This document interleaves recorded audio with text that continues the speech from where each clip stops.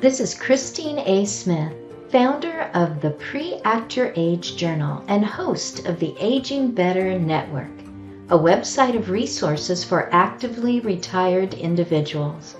My guest on this podcast will introduce their own product or service in just a few minutes.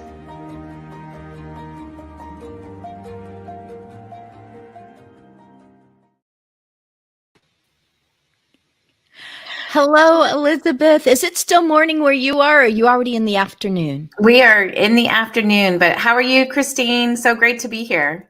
Oh, I'm thrilled. Before we started recording, I was trying to remember the first time that I ever heard your name, and I've just been following you around and figuring things out. And what a thrill to have you go, sure, I'll be a guest. I am so grateful.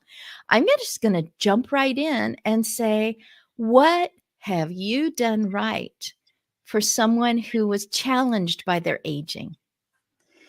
I love that question, first of all, Christine, because I think a lot of times as family caregivers, we sometimes beat ourselves up about what we're doing wrong and second guessing everything. And so something that I've done right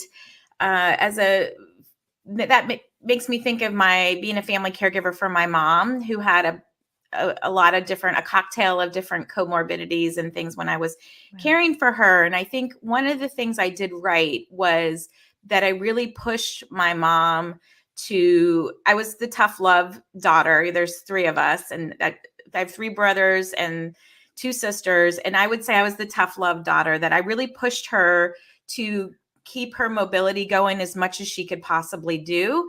She would sometimes say, I think I'm ready for a wheelchair. And I'm like, Mom, let's just keep trying the walker. Even a little bit is better than nothing to keep you moving, and encouraging her to do that. And then likewise to just be as independent for as long as she could. So if there was anything that she could do herself, even if it took a little bit longer, I would push her to do that, because one, that kept her, mentally engaged and physically engaged, but also for me as her primary caregiver, it was one less thing on my plate. So maybe a little bit of a selfish part there too. Not selfish at all. It keeps the lungs going, and it keeps that attitude of, hey, I'm glad to be part of this today. What a difference. My background is going into homes, and someone has already kind of given up. It's the crumple has begun. And to be a fresh voice and a fresh outlook, and find out that that individual absolutely still has opinions and has favorites, and there's some life and spark. So good job keeping that spark going. I won't say it wasn't always easy. It's not like I didn't get any resistance, but I do think it was the right decision. Yay. I love that. So I'm going to ask you to describe how you felt when something came at you and you were totally unprepared for it, having to do with aging. Yes. Well, I called 2014 my husband and I's spiral year, because we were squeezed in the sandwich generation, caring for our two active kids, and both of us trying to help our aging parents, both parents, him, his mom. And we felt like completely unprepared. We were overwhelmed. We were overwhelmed mentally and physically with everything that we had on our plate. We were working our full-time jobs. We were in the peak of our careers. We were, emotionally exhausted. And then if I'm being honest, part of me was angry, and I was resentful that, my parents and his mom had the lifestyle choices that they had made over their years had really put us in a caregiving spot that was premature, in my opinion. Like, my parents are no longer with me. My mother-in-law no longer with me. I still got a lot of years to live, hopefully, but that part made me angry. And I was also frustrated at the fragmented healthcare system, and just really felt like sometimes when I was accompanying her to appointments, or I was in the hospital situation with one of them, that they would should all over me, like about the care that I needed to do, but nobody was really asking how I was doing or how I was feeling as a caregiver and what support and resources I could use. And that frustrated me. I was thinking about that. That phrase has been used by a lot of people, and that's shoulding all over you.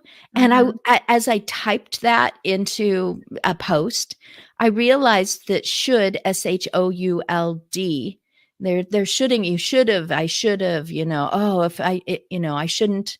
It's just a And guilt. I realize it's the beginning of the word shoulder. And I was thinking it just heaps up. You can't just let it roll off. These are people that you love. These are people you've been upset with. These are people you feel guilty about. These are people you want one more beautiful time with, upcoming graduations or what have you. It's a word, should is a word, like literally when I write my blog posts, I do a find for it because I don't like that word. It doesn't feel very validating. It feels like what you're putting out into the world is just not enough. And it brings up feelings of guilt. And I didn't like it when people did that to me. And so I'm, very cautious of using that word. I noticed a sign yard recently.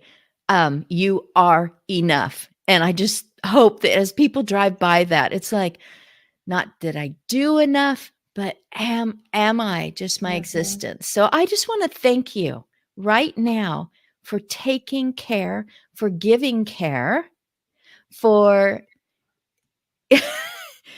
just caring enough to show up for your parents. Some people don't. They're, it's like they move farther away. I mean, nope. And I will say, Christine, like I'm a better advocate for family caregivers than I was wasn't a horrible family caregiver, but like I said, I was a little bit of the tough love, less of a nurturing. You can do this, so which there's a place for that, but I'm, I kept having to learn the patience over and over again. I was like, okay, I get the message. I'm supposed to be learning something here. So I'm not super in an active caregiving role now, other than a support role for my older brother who has a developmental disability. So we tagged him and tag team as siblings and help him. But my sister is his primary caregiver. Wow. I thank you for that too, for supporting your sister, your brother, whoever is going, and your brother that deals with his own situation. You in a support role, people are looking for support. Somebody hold me up. Somebody say the words that I'm thinking so that I can go, yes.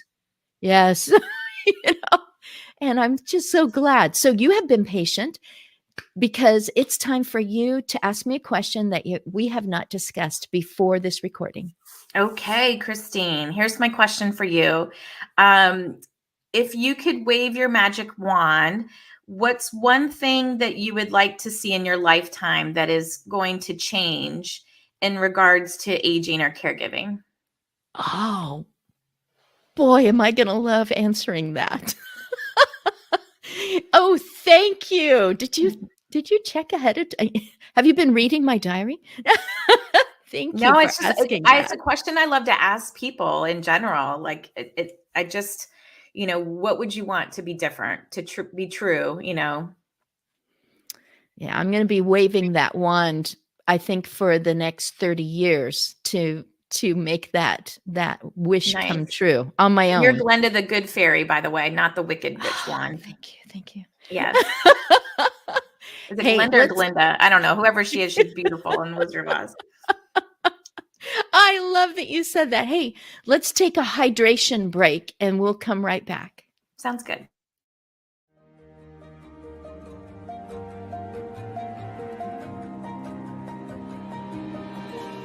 The Pre-Act Your Age journal guides you to pre-plan for the emotional and relational impacts of growing older. Practice navigating one aspect of aging at a time with Pre-Act Your Age. While your mind is clear, your emotions are calm, and your relationships are deep.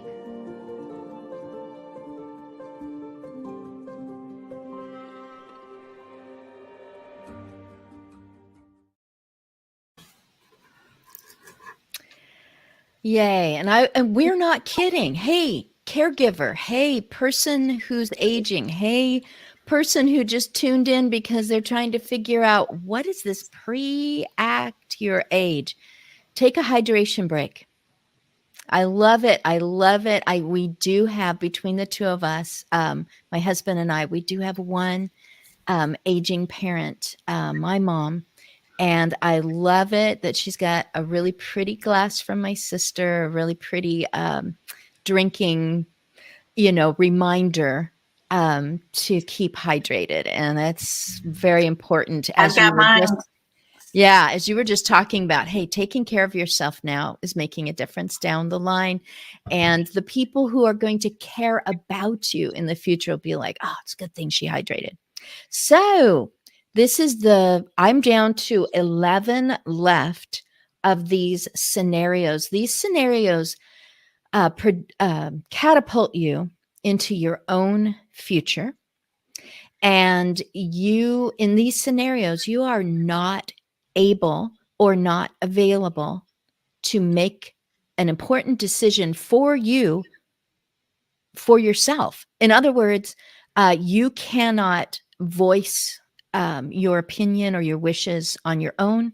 So your answer to the scenario will be a particular person, a particular professional. It might be a document. It might be an organization that should make that decision for you. It could be someone you've just delegated this to that is very neutral, has your best interest in their mind and on paper, but maybe is emotionally detached from how things feel. When you're making decisions and the issues are coming left and right. So you have been through that vicariously. So I think you're going to do great, but any answer that you give is the right answer because it's your answer. So please choose a number between 1 and 11. My lucky number is number 7. There we go. There it is. All righty. So technology and communication trends are speeding away from you. Who or what do you choose to counsel you about retaining what you need and enjoy from electronic connectedness? That's a great question.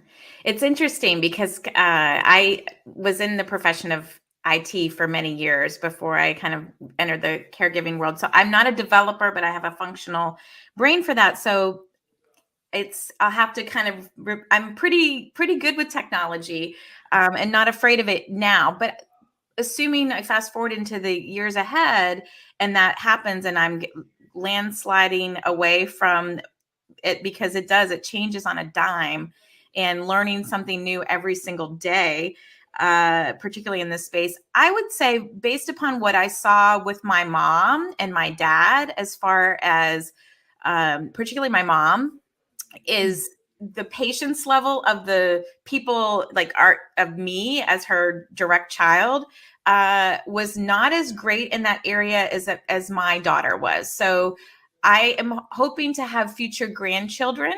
And I would say that I would recommend that generation would be the one to help, because I have just witnessed that they have a lot of patience. So to be determined their names, but my kids, Natalie and Jacob, they're kids, whether they're adopted. My daughter is planning to adopt Nicaraguan kids. And my son, says he's going to have some, but I'm expecting something to happen there. So you saw your daughter as a granddaughter. Yes. Having just this, grandma, think of it Mimi, this way, or Mimi? What? Yes. And I would get frustrated. I'd be like, I've told her this, before, she was good. She would have her iPad. It had that little, it had like a little bean bag, so it would sit up on stuff, but she would get confused on things. She would get down little wormholes and rabbit holes. And Natalie just had a really good way in particular of saying, Mimi, here's how you do it, Mimi. And or here's how you find your Kindle books and your magic puzzles that she liked to do. And she had the patience of Job for sure. Awesome. I love that. How would you feel about doing another scenario? Let's do it. All right. Anything but 7 between 1 and 11. Let's do number 4. You got it. Number 4, there has been turmoil in the senior community where you reside, the details of which have greatly concerned some of your loved ones to the point of renting a moving van. Who or what should investigate and report back to you about this turmoil? Well, there's, depending on how serious it is, but I would say my primary caregiver, whoever that person is, whoever my trusted individual is, that's being my advocate, when I can't be my advocate for myself, I would want them to really dive in. Hopefully they've learned some journalist qualities from me as probing questions, and can really get to the bottom of that, and really hopefully they'll be direct and say, this is not acceptable, and here's some ulterior motives. But if we're at a last resort and they need to move, then I know that person, that primary caregiver, would be equipped to they've seen by example that, we're beyond the age where we're going to move ourselves anywhere. So they would hire somebody, because it's backbreaking work, moving. You got to have people who are professionals. So there's something called two men in a truck here. So hopefully they would get something like that where we could, and they would find me a good spot, that whatever was the turmoil at the assisted living would be solved at the next one. I wouldn't want them to take me back into their home or anything. So I hope that they wouldn't do that. Wow, you have voiced so many things, the processes that you've already gone through or that you're going through right now in your mind. It should be this way. Yes. Yes. Yes. Oh my goodness. Well, I'm anxious. I'm the good kind of anxious to jump forward and have you talk to our audience about what you do, your endeavors, and how you bless everyone. However, I haven't answered your question yet. So while I finish formulating that, I'm going to ask you to recall how someone that you knew pre-acted their future age. So it may be something that they wrote down. It may be something that they talked with you or talked with someone else about. Or maybe they just took action way in advance. There was no issue, no crisis. They just said, you know what, let's just get this taken care of, or at least get the ball rolling so that if I need it in the future, it's there. So I'm going to ask you if you've experienced that, and I'm going to think about my magic wand. Yeah, so I have experienced that. I think, being that we went through this experience with my parents, and we were luckier than many, that my dad was very organized. They never threw anything away, was the only real problem that we witnessed. Is like sometimes we weren't sure which was still valid type of thing, because they kept everything. But being that we've lived through that as siblings, I would say my sister Susie, who was mom's primary caregiver the last 4 years of mom's life, and then is now the primary caregiver for my brother, is living proof that, we don't want to repeat this for our kids. So she has 4 kids. She's divorced. And so she wants to make sure that she does not leave her kids in a lurch. So she has learned about something called a legacy drawer, I think that Dave Ramsey calls it, where kind of everything is together, and she's made her kids aware of that. She's got all her documents as far as power of attorney and advance directives and all of those things in place. She's got her binder systems of finances and health for herself, and then for my brother, because she's his primary caregiver. And so if something were to happen to her, the primary caregiver part of my brother will need to land on somebody. So we would know how to get to that information too. And that brings peace of mind, I think, for all of us. We've even had jokes that, hey, maybe we should start putting our favorite photos together in a shared album. So when something happens to us, our kids can just go to this shared album and pick what photos we love of ourselves, because we've had to do that for our parents. And we're like, we know that they were sick and they were going to pass. Why didn't we get this all together before the very end? So that would be a very proactive thing to do, is even pick out, like, I like this photo, put this on my prayer card. You're making plans right in front of me. I feel so privileged to just hear a person like you, which you're about to let everybody know how much you're in this.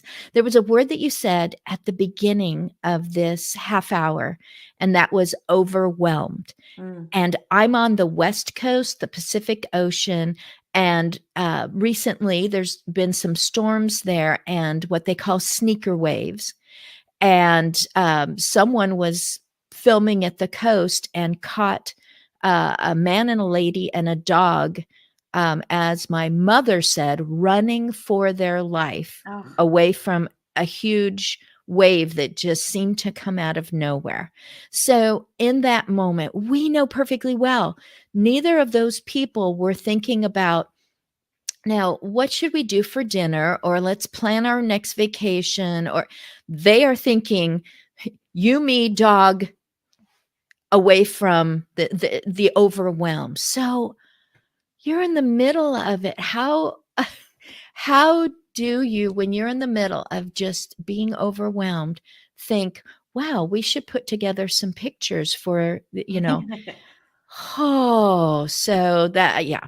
I call that practical self-care, Christine. Like, for me, it's self-care is sometimes just about getting your paperwork together, because for me, self-care is anything that's going to make me feel more energized and make me feel more peace, so that I can get a good night's rest at night. And so if these things are swirling around in my head, then that's not happening. And so that's practical self-care for me. It's like, sometimes you just got to get your stuff together in order. Oh boy, I'm going to answer your question so we can jump into what you do. So here's my magic wand. Do I have? Yeah. Okay. This is black. It should have a white tip. So my magic wand that I'm going to be waving for the next several years is that I've identified, at this point, I'm just having to cut at 52, because that's good for a year, right? 52 weeks. So I've identified 52 general aspects of aging, challenges, issues. It's not a specific disease. It's not a specific, you know what I mean by aspects that could be positive, could go negative. So, but I've identified 52 of them, and I become a curriculum writer for high school students, because there are countries where gerontology as one of the sciences for students 16 and up, it's junior college kind of a thing. That is one of the electives, on top of all the, biology, etc. And so people as young as 16 can take gerontology classes. If those 16, 17, 18-year-olds have an opportunity to become aware of what the future is like for their own grandparents, for their neighbors, and for themselves, although that's hard to project that far into the future. That's my curriculum, is to project yourself into the future and not think wrinkles. Think, I feel like a human being that's still going upwards and pursuing things. And so this sort of a thing, I just want to take care of ahead of time. So when I get to it, it's not overwhelming. I have put together just a small plan of action. I'm aware of it. It isn't catching me out of nowhere. I see our country coming to a point where people don't say, why don't people tell you about this? How are, fragmented system. It won't be a fragmented system. Those students will either become caregivers professionally, become really capable, ready, caregiving people for their loved ones, or they will go into the legislature and say, this shouldn't be hard. We're either all going to age or someone is going to be taking care of our needs. Yes. And this should not be hard. It should be like, hey, come here. We're just going to direct you to everything you need, So there's my magic wand. I think it's fabulous. It normalizes the conversation around these topics. And just like we have, we prepare people for birth, we can prepare people for the other end, which is a privilege to really have that all in place. Yeah, birthing doulas and aging doulas. Mm-hmm. There are death doulas, but aging is continued life. Very different. Yes. So, aging well. Yes, I love it.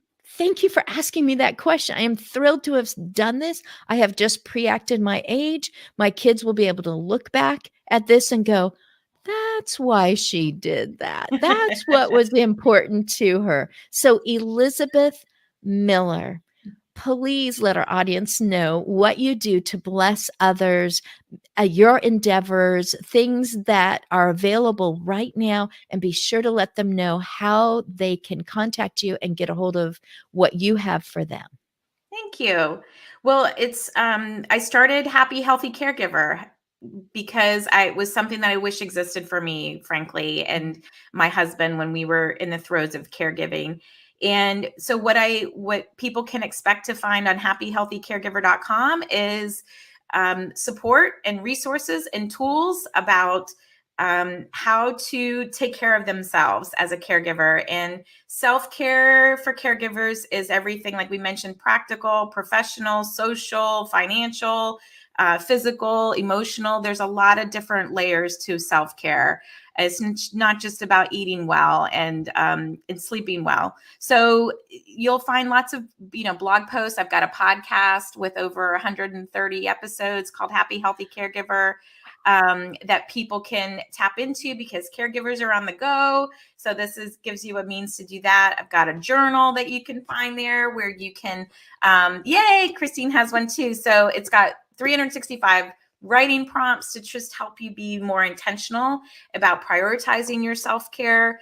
I do coaching so people can get a complimentary session as a caregiver coach. I'm not a licensed counselor, not a financial planner. I'm not a legal person. But if you want to talk about caregiving and feel validated and maybe help, put your self-care plan together or just help you get a little bit ideas about the next steps, then that might be something that people want to look into. I also have a daughterhood circle here in the Atlanta area where we have an in-person support group that we meet monthly, and there's daughterhood circles throughout the U.S. at daughterhood.org. And I'm an ambassador with a nonprofit called No Barriers USA that offers wonderful, amazing caregiver retreats, 3-day respite events at no expense to the caregiver that allow people to come and get that community and connection. So I don't know when this is going to air, but the application period is open till March 18th. So definitely want to seize that for 2022. So find out all about that at happyhealthycaregiver.com. Oh, I am so glad you said no barriers. I'm learning more about that. I've watched some of the videos, so no barriers. It's worth going there to see what that's about. Daughterhood circle. So daughterhood meaning, wow, this is my spot right now for my parents. I'm daughtering them. Yep. Before they were always parenting me. Yeah, parenthood, motherhood, daughterhood. It's its thing. So Wow. And then one Say more that thing, say Christine, it's yes, new, please. is caregiving.com is getting ready to launch their champion program, which will be able to tap, and I'm one for Atlanta, Atlanta caregiving.com champion, where they can tap into resources, local resources. Say that one again. Caregiving.com. It's the champions. And then if they want to use their expertise in caregiving and aging to support caregivers, Carriers Training Academy is a place where you can be. That's where I got my certification to be a certified caregiving consultant. That probably assures people who are practical minded like you are going, does this person just talk about it, or do they understand more, more Exactly. general than their own situation? Because people can talk about caregiving. And even when we moved in here, our neighbor across the street said that she was reading that book, The 36-Hour Day. And I think that's still a staple for a lot of A lot of people. people, dementia caregivers, people with cognitive issues. Yes, I've got a plethora of books. I do a book haul on caregiving or self-care books about every other month. I'm an avid reader. So I live, breathe, and talk caregiving pretty much 24/7 almost, it feels like. But it's what I'm meant to do. So it's, been through this experience, and I'm hoping that I can pay it forward to somebody else and make their journey just a little bit easier. That's a win. And you did at CareCon. So that's Yay. another thing, CareCon. So like conference, like Comic Con, Yeah, with not comic HSP. books. And they've Eh, recorded all of those so that, you can go on yes. happyhealthycaregiver.com, go to my events page. And if somebody's recorded something, I'll put it out there so people can get it. Join the email list. I'll push out all of this stuff because there's a lot, like it's fragmented. So you don't have to worry about finding it all. Let me help you, fast track to it. I love it. So 3 things that you want to be: happy, healthy, caregiver, and go to Elizabeth. And you said you even provide a free half hour. Yep. So you are just a dynamo. Thank you. Thank you so much for being my guest. And I will see you in a few weeks because both of us are going to be a guest on a live show. Perfect. Thank you.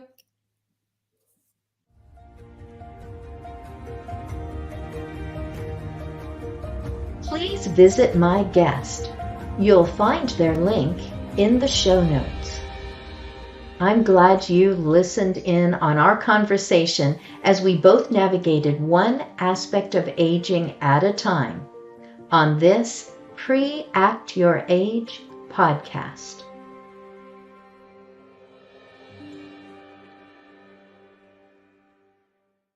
All of the ideas and thoughts expressed on any PreAct Your Age podcast are candid conversations and opinions. For medical, financial, or legal advice, consult a professional.